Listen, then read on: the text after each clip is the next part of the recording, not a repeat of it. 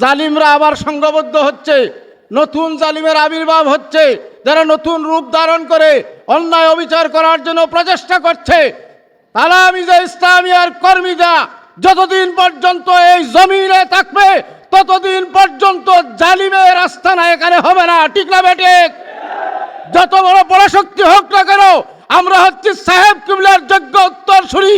সাহেব কিবলার উত্তরসূরি হিসাবে আমাদের জান বাজি রেখেও এই জমিনে ইসলাম এবং মুসলমানের কোনো ক্ষতি হোক তা হতে দেব না, দেব না, দেব না ইনশাআল্লাহ। যুগ জমানা পাল্টে দিতে চায় না অনেকজন, এক মানুষই আনতে পারে জাতির জাগরণ।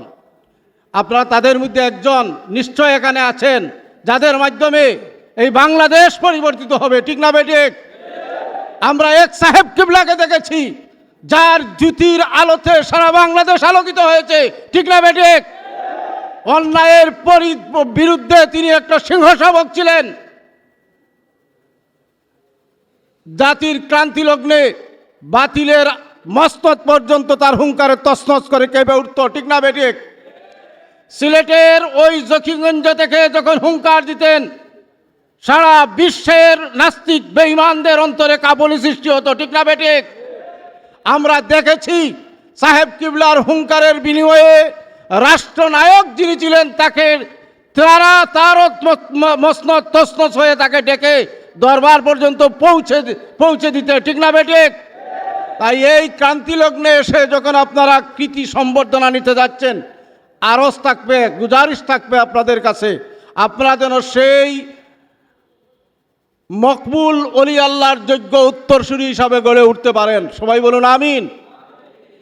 দুনিয়ায় যতদিন বেঁচে থাকবেন আউলিয়া কেরামের পদাঙ্ক অনুসরণ করে যেন বাকি জীবন কাটাতে পারেন। সবাই বলুন আমিন।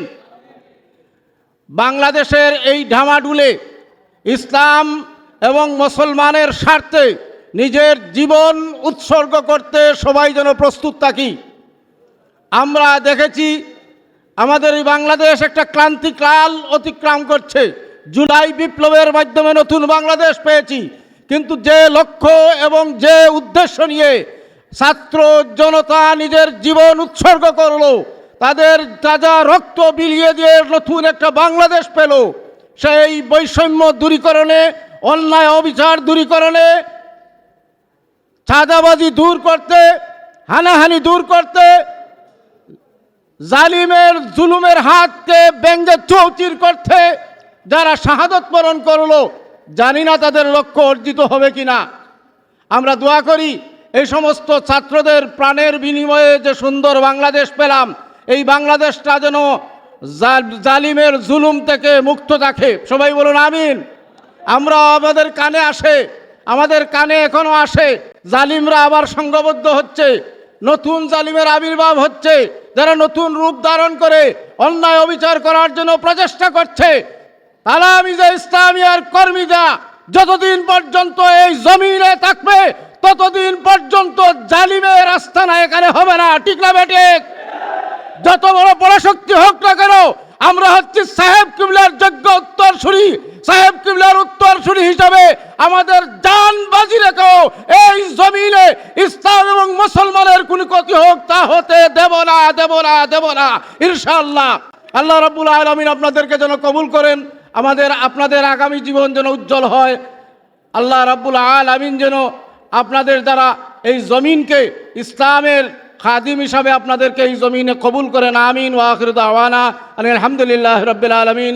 আসসালামু আলাইকুম ওয়া রাহমাতুল্লাহ।